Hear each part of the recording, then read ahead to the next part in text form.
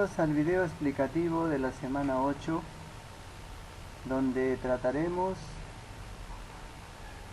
la geometría plana y en particular el tema de los ángulos planos, su clasificación, ángulos formados por dos rectas paralelas cortadas por una secante, etc.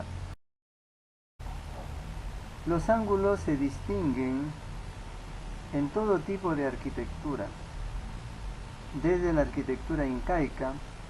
Ahí estamos viendo la piedra de los 12 ángulos, un monumento histórico creado por los arquitectos incas, muy ingeniosos, aquellos que crearon Machu Picchu y Sacsayhuamán. Como vemos, la unión entre las piedras genera varios tipos de ángulos. En la arquitectura moderna tenemos los ángulos en diferentes ornamentaciones para ventanas, para escaleras, etc. Entonces, los ángulos también generan belleza en la arquitectura. Muy bien.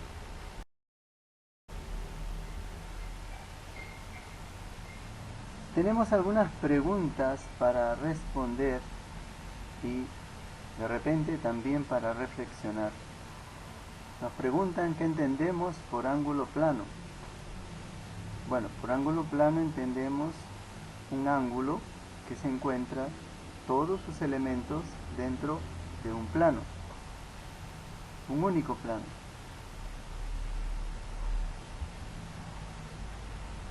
Si los ángulos están presentes en la arquitectura, bueno, basta mirar a nuestro alrededor y descubrir los ángulos que se encuentran en la arquitectura del lugar donde nos encontramos. Basta mirar a la figura de la derecha, donde se resalta una arquitectura moderna con énfasis en ángulos. Entonces, los ángulos están presentes en la arquitectura, y no solamente desde que se comenzó a estudiar geometría, sino desde épocas muy antiguas, como es el caso de la piedra de los 12 ángulos.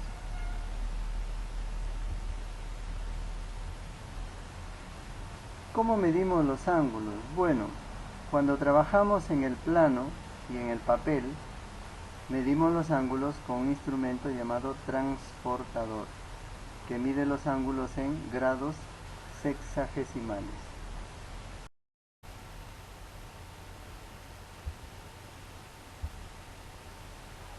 Anunciamos el logro de la sesión, no sin antes acotar que el logro viene a ser el conjunto de conocimientos, de habilidades y de competencias que ustedes deben adquirir cuando finalice la clase de la semana 8. Y esos conocimientos, habilidades y competencias deben estar orientados a que ustedes resuelvan problemas que involucren ángulos planos. Y esa resolución,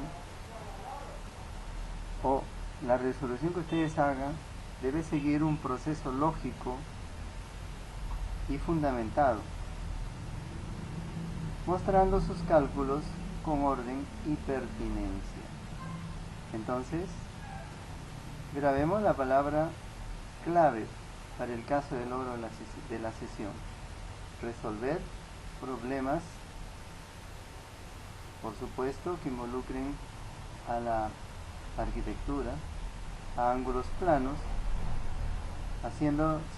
desarrollándolos de manera lógica, fundamentada,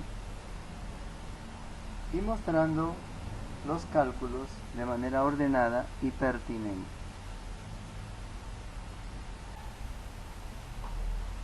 Bien, vamos a definir lo que es un ángulo. Bueno, un ángulo es una abertura que se forma por dos rayos que tienen un origen común, un punto común que se llama vértice. y que por supuesto los rayos están en un solo plano, son coplanares, y el ángulo es toda esa abertura entre los rayos. La notación que usamos es la notación de ángulo A o B, tomando un punto A en uno de sus lados, de uno de los rayos, tomando el origen común de los rayos y tomando un punto en el otro rayo, ángulo A o B. Y la abertura se puede medir en grados sexagesimales, se puede medir en radianes y se puede medir en grados centesimales. A eso lo vamos a llamar medida del ángulo A o B. Y aquí vamos a decir medida del ángulo A o B igual a teta grados sexagesimales. Entonces teta grados sería la medida del ángulo A o B, o sería el vértice, el origen común de los rayos AO y OB. Bueno, el lado inicial consideramos que sea AO y el lado terminal OB, ¿cierto? Muy bien, entonces eso sería la conceptualización de ángulo.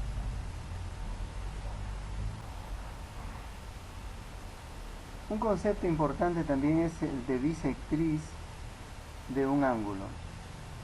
Si tenemos un ángulo, el ángulo BOA, podemos trazar otro rayo con el mismo origen O, de tal manera que ese rayo OP divide al ángulo BOA en dos ángulos respectivamente congruentes, BOP y POA. ¿Okay? Entonces, si la medida del ángulo AOP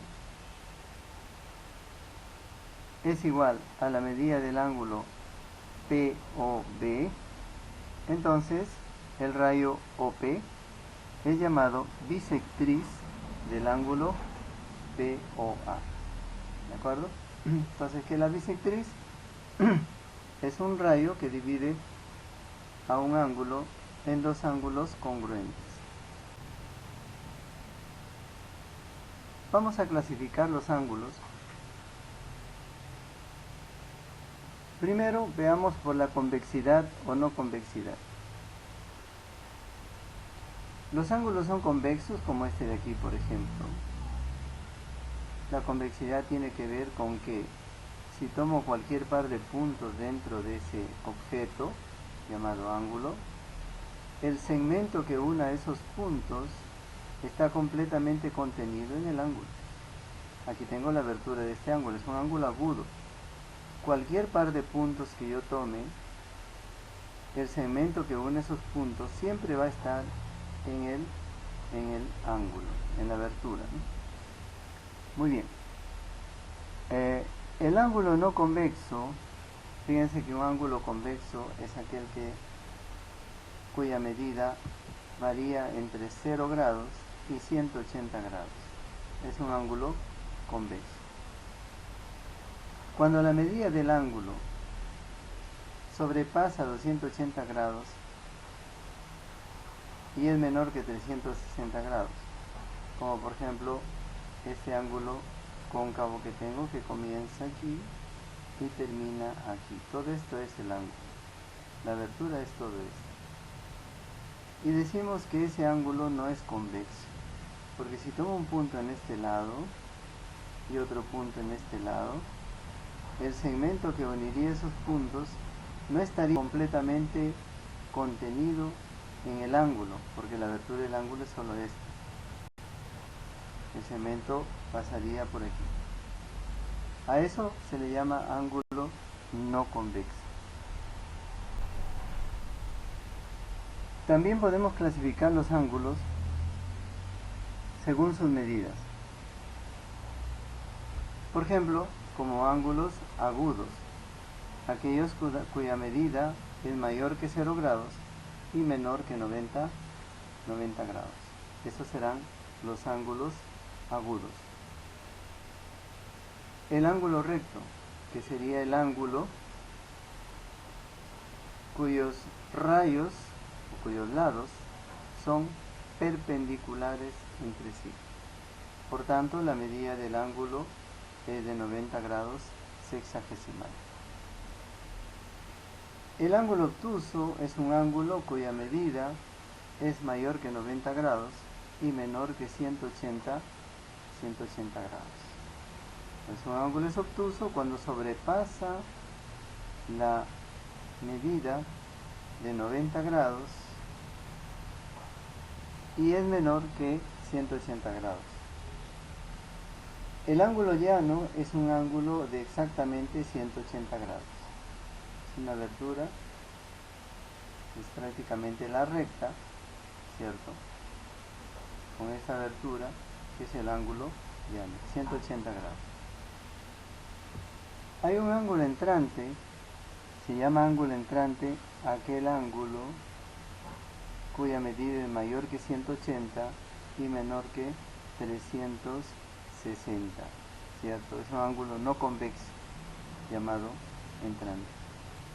Y un ángulo perígono, o sea, el ángulo de una vuelta, que comienza aquí y termina ahí mismo. Tiene una abertura de una vuelta. Su medida es de 360 grados sexagesimales.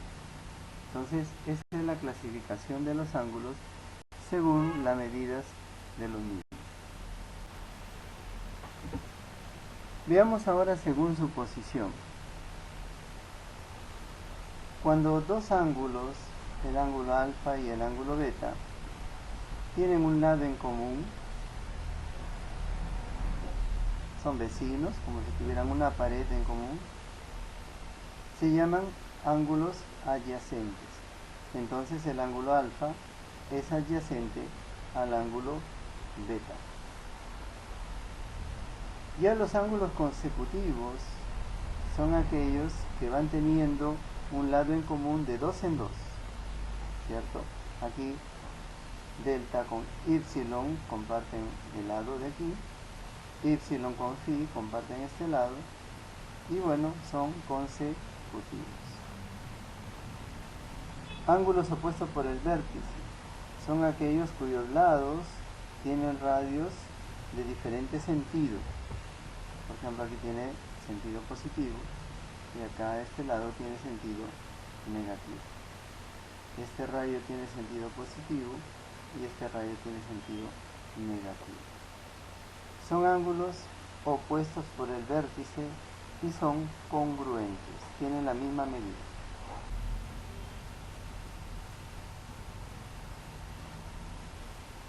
Según la suma de sus medidas podemos agrupar los ángulos en ángulos complementarios. Cuando la suma de sus medidas nos da un recto o 90 grados.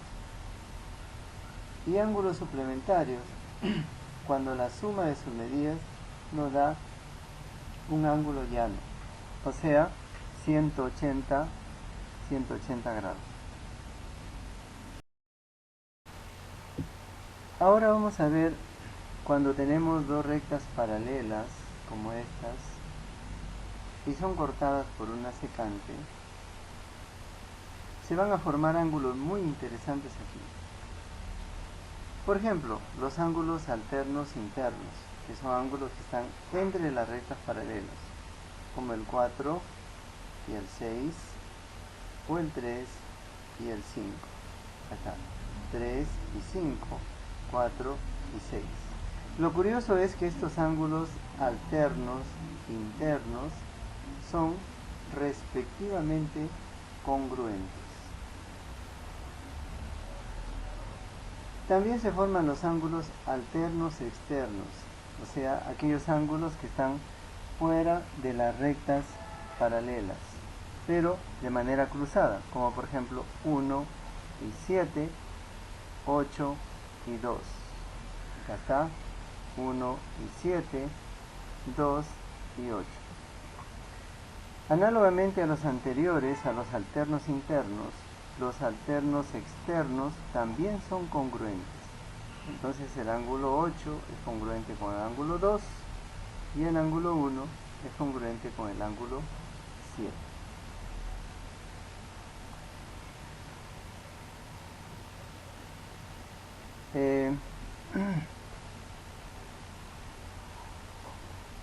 Veamos aquí algo muy interesante. Fíjense, los ángulos conjugados internos.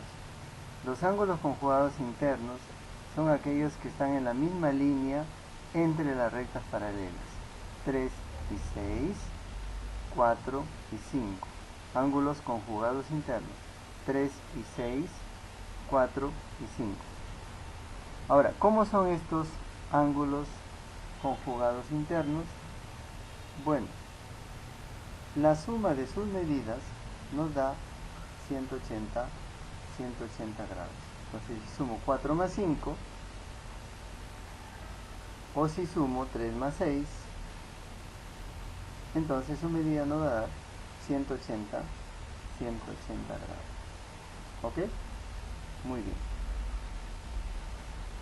Ángulos conjugados externos son aquellos ángulos que están en una misma línea de la recta, mismo lado de la recta secante, pero que son ángulos externos a las rectas paralelas. Por ejemplo, 1 y 8, 2 y 7. Entonces los ángulos conjugados externos, cuando se suman sus medidas, medida del ángulo 1 más medida del ángulo 8, nos da lo mismo que la medida del ángulo 2 más la medida del ángulo 7. Y eso va a ser 180 grados, como el caso de los conjugados internos.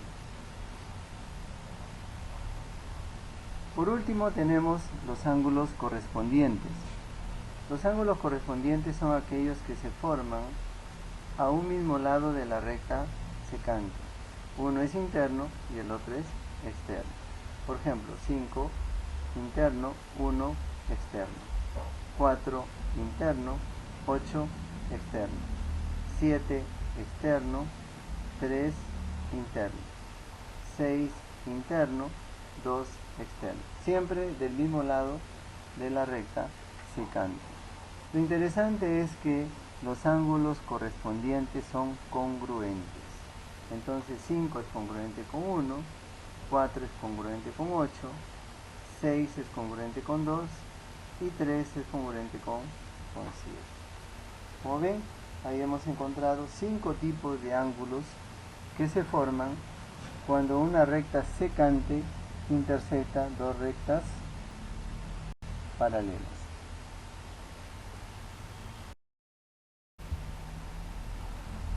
Vamos a ver algunos ejemplos sobre el trabajo con ángulos planos. Vemos que va a haber dos rectas, L1 paralela a E2, y queremos el valor de X. Ahí está. ¿De acuerdo? ¿Qué pasa si L1 roja, L2 roja son rectas paralelas y la recta negra es una recta secante? Se forman ángulos, uno interno y otro externo, del mismo lado de la recta. Se forman ángulos correspondientes. Y esos ángulos correspondientes miden igual. Por tanto, la medida del ángulo de aquí, que es 2x más 10 grados, es igual a la medida de su correspondiente, 4x menos 10 grados. Este 2x pasa a restar el 4x, tendríamos 2x a la derecha. Este menos 10 pasa a sumar el otro 10, tendríamos 20, ¿cierto? 2x igual a 20, x igual a 10 grados. Encontramos el valor de x en ese problema a través de los ángulos formados por dos rectas paralelas cortadas por una secante. Aquí tenemos una situación problemática muy interesante. Tenemos un arquitecto que posee un plano en el papel de plano de forma rectangular y que tiene que trazar una línea que corte una de las esquinas, esta línea,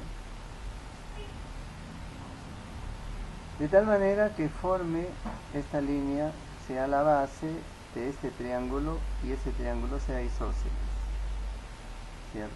Entonces traza una línea en la esquina, se forma un triángulo, se quiere que el triángulo sea isósceles, ¿ok? Entonces nos pide para calcular los ángulos internos de un departamento. O sea, el departamento es este. Bueno, este ya sé que es de 90. Este también de 90. Faltaría estos dos de aquí. ¿Cierto? Muy bien. Cuando se ha formado, se ha trazado la línea, obviamente esta esquina del papel es un ángulo de 90 grados. Entonces tengo un triángulo rectángulo isósceles, ¿cierto? Entonces la suma de los ángulos internos de este triángulo es 90 más beta más beta.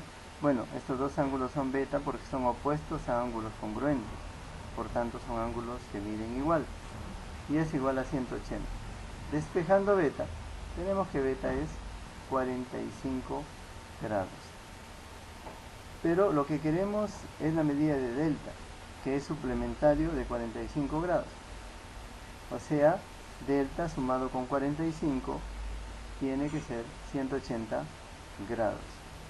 Despejando delta, delta es 135 grados. ¿De acuerdo?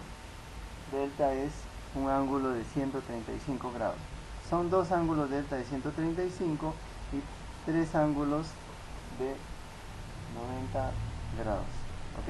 Aquí está descrito los resultados que nos han pedido. ¿Ok? Muy bien. Veamos algunos ejercicios adicionales.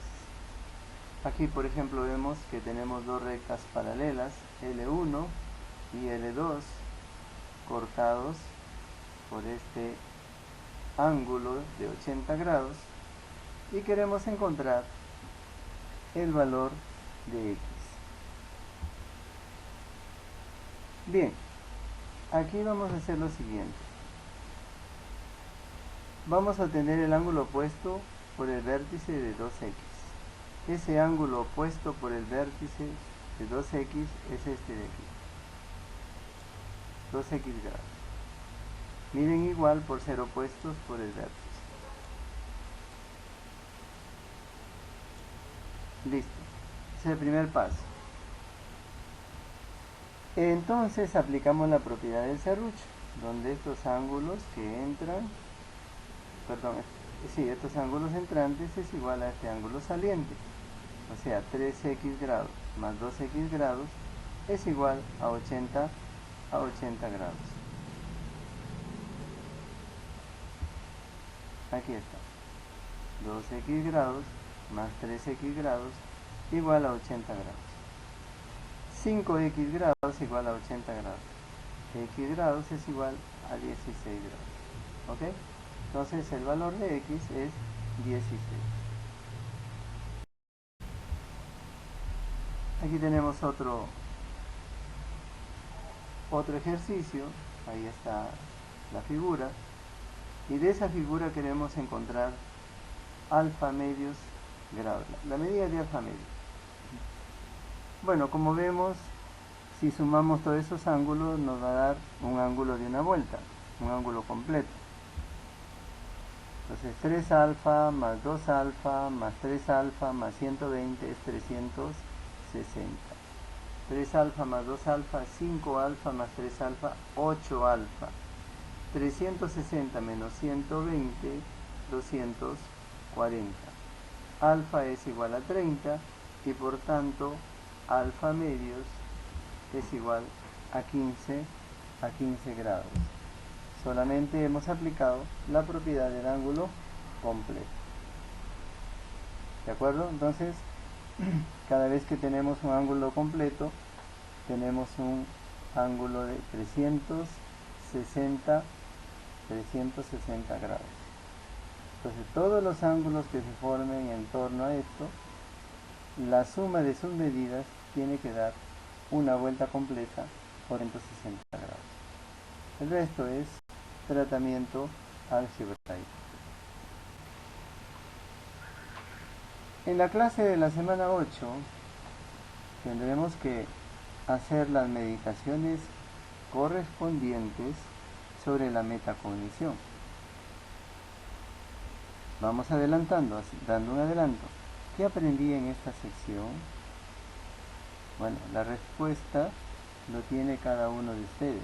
¿Qué es lo que se ha aprendido en esta sesión? ¿No?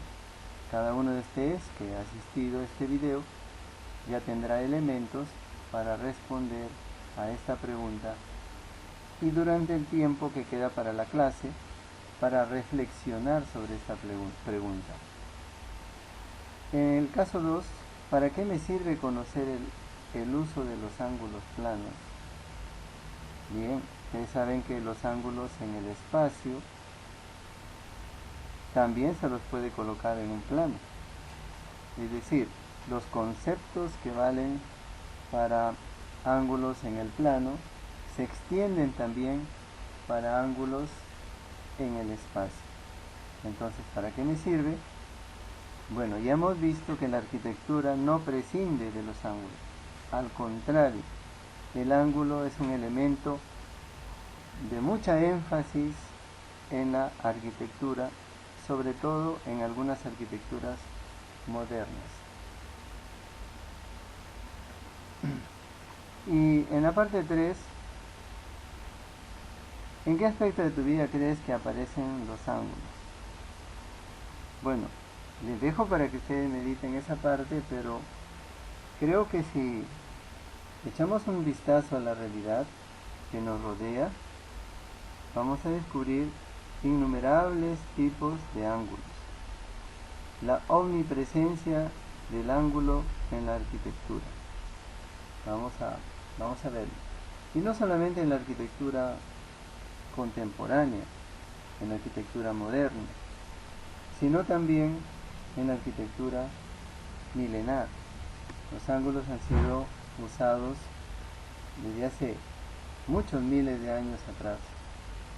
Y esos ángulos han ido evolucionando, incorporándose a la arquitectura moderna, y ahora tenemos construcciones que hacen mucha énfasis en el caso de los ángulos. Hay arquitectura también que trata de prescindir del ángulo, arquitectura redondeada, ¿no? Pero la arquitectura poliédrica, sobre todo, aquella que trabaja mucho con poliedros regulares o irregulares, es una arquitectura que hace mucho énfasis en el caso de los ángulos. Entonces podemos ya adelantar de que los ángulos tienen una presencia muy marcada en nuestra vida real, muy marcada, y que los ángulos planos han sido una inspiración para las construcciones modernas, para la arquitectura moderna. Entonces, esas reflexiones son reflexiones que tenemos que hacerlas, dado a que para el caso de la arquitectura, la geometría es un aspecto esencial que tiene que tomar en cuenta el arquitecto. El arquitecto tiene que considerar que la geometría es la forma, por decir algo, que se le tiene que dar al espacio, ¿no? Para que se evidencie la estética y otros detalles de la arquitectura. Entonces, son aspectos muy importantes que se tienen que reflexionar, y también esta reflexión debe llevar a la conclusión de que la matemática y por supuesto la geometría es una ciencia muy abstracta, sin embargo puede ser llevada a situaciones muy concretas, demasiado concretas, como es en el caso, por ejemplo, de los ángulos a la arquitectura. y eso genera una decisión, debe generar una decisión en el arquitecto de estudiar la geometría como un elemento esencial de su carrera. Muy bien, señores, eso fue todo por este video. Nos veremos en el próximo video.